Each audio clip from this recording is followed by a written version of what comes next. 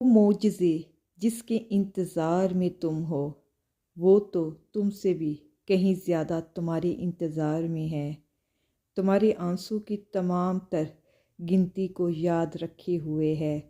اللہ معجزوں کا بادشاہ ہے۔ وہ تمہیں ہر اس لمحے میں سنتا ہے جب تمہیں خود بھی تمہاری آواز سنائی نہیں دیتی۔ تم اسے دیکھ نہیں سکتے لیکن وہ جانتا ہے تمہارے ہر اس درد کو، جو چیز تمہیں اللہ کے سوا کوئی نہیں دے سکتا۔ اسے بندوں سے کیوں مانگتے ہو؟ جس یقین کا حقدار اللہ کے سوا کوئی نہیں، اس یقین کو کسی اور پر کیوں رکھتے ہو؟ اللہ جانتا ہے تم کسی نہ کسی تکلیف سے جڑے ہوئے ہو، کہیں نہ کہیں ٹوٹے ہوئے ہو، لیکن یقین جانو، ہم میں سے خوش نصیب وہ ہیں جسے اس کی تکلیف سجدے میں جھکاتی ہے، دعاؤں پہ لگاتی ہے، اور جو غم تمہیں اللہ سے جوڑے وہ غم نہیں ہوتے، اللہ کی طرف سے ہدایت کا اشارہ ہوتا ہے۔ جانتے ہو اللہ ہر ٹوٹی چیز کو جوڑنے پر قادر ہے۔ جیسے ٹوٹے ہوئے بادل بارش برساتے ہیں، ٹوٹی ہوئی مٹی کھیتوں کے ساتھ قائم ہوتی ہے، اسی طرح سے جب آپ کو لگے کہ آپ ٹوٹ چکے ہیں، یقین جانو اللہ پاک آپ کو کسی بڑی چیز کے استعمال کرنے کا ارادہ رکھتا ہے۔ اللہ پاک ہر کسی کو نہیں چنتا آزمائش کے لیے۔ اتنی بڑی دنیا ہے پر کچھ ہی لوگوں کو وہ پسند کرتا ہے، جنہیں یا تو اللہ اپنے قریب کرنا چاہتا ہے یا ہدایت دینا چاہتا ہے۔ اسی لیے اگر آزمائش کے لیے چن لیے گئے ہو تو شکر ادا کرو، جلد ہی وہ تمہیں تمہاری اس آزمائش کا سنہری صلہ دے دے گا۔ اللہ سے رجوع کرو، اس پر یقین رکھو، کامل یقین کے ساتھ دعا مانگا کرو۔ جب تم دعاؤں پر یقین رکھنا سیکھ جاؤ گے نا، تو جو تمہیں ابھی ناممکن نظر آ رہا ہے وہ بھی تمہیں یقین سے پالو گے۔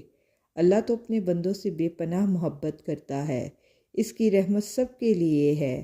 اللہ کے ساتھ سب کا رشتہ الگ سا ہے، کہیں امیدوں کا رشتہ ہے تو کہیں دعاؤں کا اور کہیں آنسوؤں کا، لیکن ان سب کے باوجود بھی اس کا کن سب کے لیے ایک جیسا ہے۔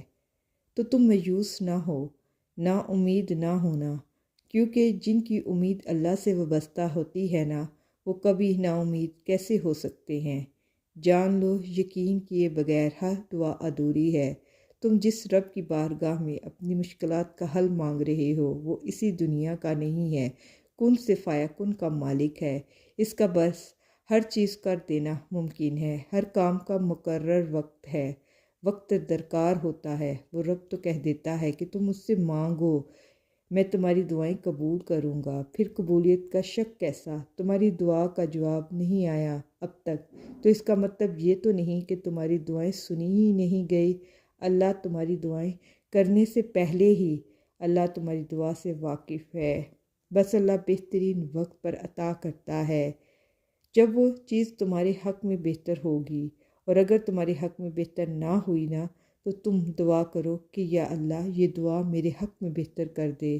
اگر پھر بھی تمہیں وہ چیز عطا نہیں کی گئی تو اس کے بدلے اللہ تمہیں وہ سب عطا کر دے گا کہ تم خوش ہو جاؤ گے۔ اللہ تمہاری مدد بھی کرے گا اور تمہاری خواہشات کو پورا بھی کرے گا۔ اس کی عطا پر ذرا برابر بھی شک نہ کرنا، کیونکہ تم اپنے رب سے مانگ رہے ہو، وہ رب جو عرش عظیم کا مالک ہے، جو ہر چیز پر قادر ہے۔ بے شک